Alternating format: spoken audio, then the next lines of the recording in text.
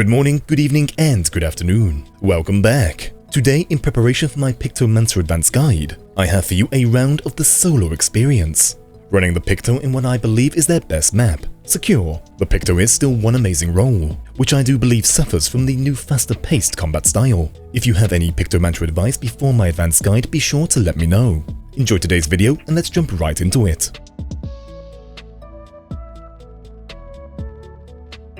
Now before we begin, you might be wondering which role action I choose for the Pictomancer, and why.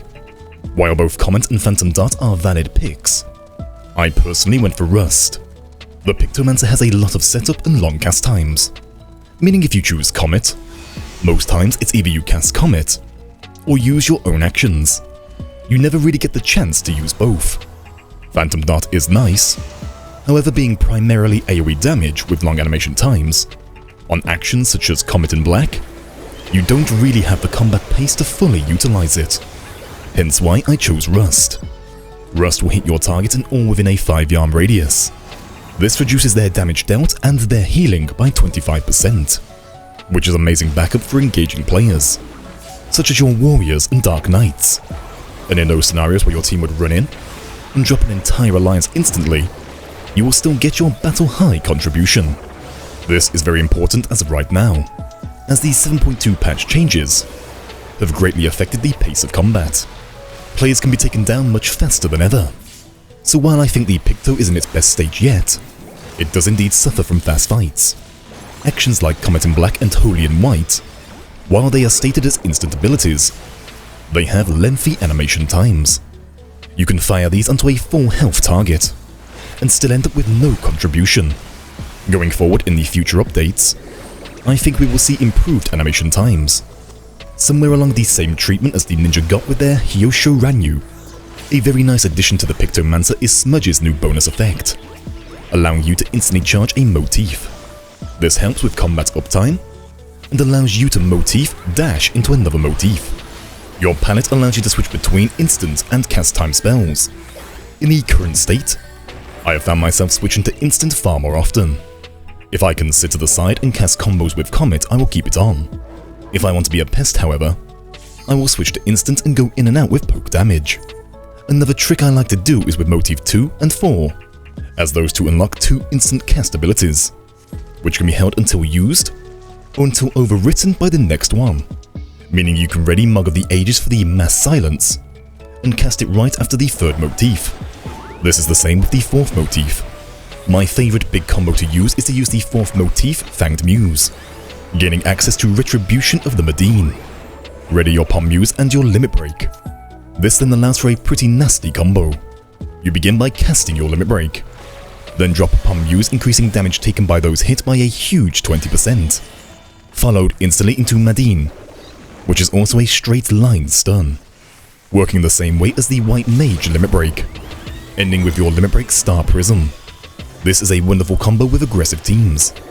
You are increasing damage taken while dealing 8,000 damage, followed by a mass stun dealing 12,000, which will also most likely force out Purifies, into another 16,000, which will also provide a 16,000 heal to all allies within range, as well as a 10% damage boost to all within range, making cleanup even easier. And those damage numbers do not take into account the 20% bonus damage to start with. And with a lot of testing this week, I can say for sure right now Secure is the best Pictomancer map, followed by Onslaught Air, because Secure provides forced battles and grouped up targets, giving you many opportunities to make plays even as a solo player, again tying to your own combat speed. If your team has zero interest in taking fights, the Pictomancer will struggle to achieve anything. You can try to swipe kills by third partying, and again your own animation times can mess this up. Playing at least as a duo or more, the Picto is very solid, even with its flaws. Let's take a look at some scenarios. Right now it is rather even across the board, and I have almost achieved a battle height too. Outside of poking targets, what I am looking for are stack markers. Unfortunately right now we only have trail markers, and I used my Medine combo to set up a free kill on the Bard, which sadly no one followed up on. I maintain a close distance to my alliance. Typically when your team are rather passive, chances are the more aggressive team will often dive in. Sticking close, I can at least spread shields to those allies close around. I do however manage to land a second kill on an unsuspecting black mage, who was preoccupied with my alliance member so close with a stack marker. Again, with my team not engaging, make sure to distance yourself. If you get caught out, you will drop in seconds.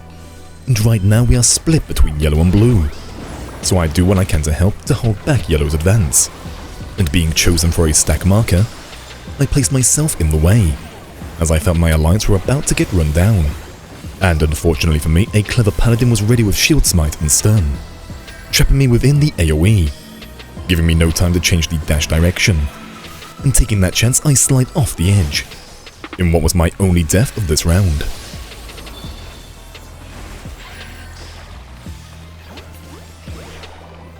Jumping ahead slightly, we are back on track about to engage against blue.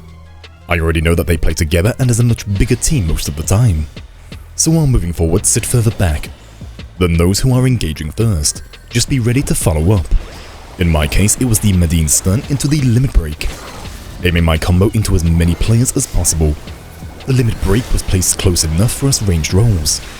I placed the limit break close enough for us ranged rolls. We can use that defensive bonus while remaining in the fight, and make sure to utilize the new benefits of the dash, making sure you always dash away from the fight, and ready a new motif.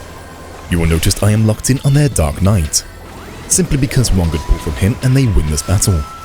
When possible, always keep up Tempura Grassa for those team shields. Then, as blue begin to retreat, I make my move and bait out abilities, dashing in and using guard. I can do so because this baits burst and CC my way, which in turn weakens their defensive play from my team. I can then slip back, maintaining a safe range distance, and together we slowly take hold and win the battle, ending with this poor Dark Knight going in alone. With a decent lead, you need to ready yourself for the double teaming about to come your way. It is rarely good for a team to be in first place, as it is very likely that both teams will then engage against you. Slowly but surely they can very easily chip away at your score and catch up. If this results in constant team wipes, you then go from first to last with few battle highs, all while the second and third team flip the scores and obtain battle highs in your place. Thankfully by now there is more confidence among my team. Players are much bolder and willing to take fights. The trick now is to not rush. A 600 lead is rather huge, so play slow and let them come to you. So many players will look at these scores and give up thinking it's over, or will make mistakes even though this match is far from won. Due to the constant moving around right now in this kind of fight, I am only painting motifs with my dash, and only using the palette for Comet in black. This keeps me active and mobile. Another nice trick to remember about the Pictomancer is that you can spread those shields. These shields can protect you and your team from a samurai's one-shot limit break. When playing with warriors and dark knights, or any role that can dive in, that grabs the attention of those around them, those are the perfect scenarios to drop Rust, and a motif into Comet in black. Early on you need to play for battle highs, which means going for assists. Do not sweat whether or not you can get the kills. Pictomancer right now is pretty difficult to land the killing blow. Equally, if you know there are pre-mades running around with Dark Knights, it is worth burning through Motif 1 and 2 just to access Mug of the Ages. I had many moments this week involving just such scenarios. The Dark Knight would run in with his dancers, at which point you can straight line silence. Even with passive teams, most of the time this was enough to shut down the push. Same goes with Retribution the Medine for the mass stun. However, from experience, the silence tends to be more effective, and the biggest advice right now is to switch palette stance more often. You will drop some damage, yes, however the new pace and playstyle tends to call for it, and you can still very easily put out the damage.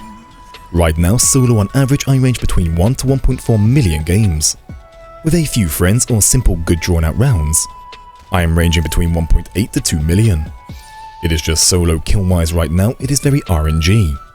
Given a good patch or two, and I think we will see the slow damage output fixed. That is enough for me for today, as I just wanted to cover a few things and warm up to the role, before I go ahead making my advanced guide coming soon.